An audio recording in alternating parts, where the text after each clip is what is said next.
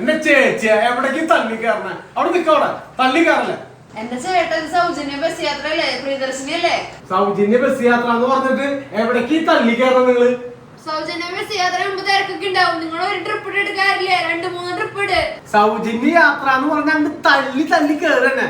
നിങ്ങൾ ആരോടെ വർത്താനം പറയാന്നറിയോ? KSRTC മന്ത്രിയോടെ ഇടാ. നീക്ക് നീക്ക് നീക്കട്. ആ ടിക്കറ്റ് അവിടെ അവിടെ കൊടുക്ക. സൗജന്യ യാത്ര എന്ന് കേൾക്കുമ്പോ തള്ളി കയറന്നെ. നിങ്ങൾക്ക് ടിക്കറ്റ് എടുത്തിട്ട് വേറെ ബസ്സിൽ യാത്ര ചെയ്തൂടെ? സൗജന്യ യാത്ര പറഞ്ഞ വോട്ട് വാങ്ങിയ അധികാരത്തിൽ കേറിയിട്ട് പെണ്ണുങ്ങൾ തള്ളി കയറണമെന്നല്ലേ? പിന്നെ എന്തിനീ പദ്ധതി? കണ്ടില്ലേ കേട്ടില്ലേ സൗജന്യ യാത്രയെ പറ്റി ഗതാഗത മന്ത്രിയുടെ അഭിപ്രായങ്ങൾ നമുക്ക് പരിശോധിക്കാം. AJ ത്രോയിലേക്ക് സ്വാഗതം. സ്ത്രീകൾ തള്ളിക്കയറുന്നു എന്നതല്ല വാർത്ത, എന്തുകൊണ്ട് തള്ളിക്കയറേണ്ടി വരുന്നു എന്നതാണ് യഥാർത്ഥ ചോദ്യം. സൗജന്യ യാത്രയുടെ പേരിൽ സ്ത്രീകളെ കുറ്റപ്പെടുത്തുന്നത് എളുപ്പമാണ്.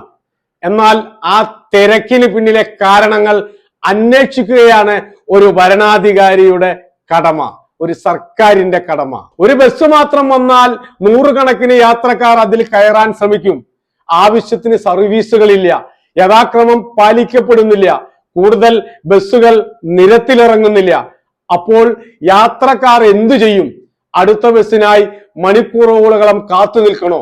ജോലിക്കും പഠനത്തിനും ആശുപത്രിയിലേക്കും പോകേണ്ടവർ തിരക്ക് കണ്ടിട്ട് വീട്ടിലേക്ക് മടങ്ങണോ? സ്ത്രീകൾ തള്ളിക്കയറു എന്നൊരു വാചകം പറയുമ്പോൾ അത് സ്ത്രീകളുടെ മാന്യതയെയാണ് ചോദ്യം ചെയ്യുന്നത്.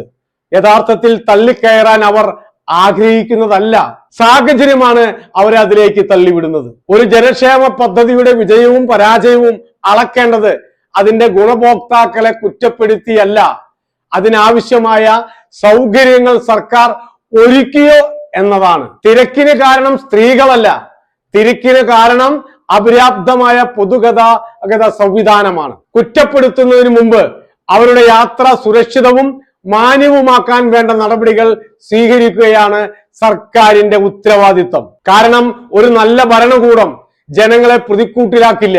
ജനങ്ങളുടെ പ്രശ്നങ്ങൾ ഇങ്ങനെയല്ല പരിഹരിക്കുക മന്ത്രി.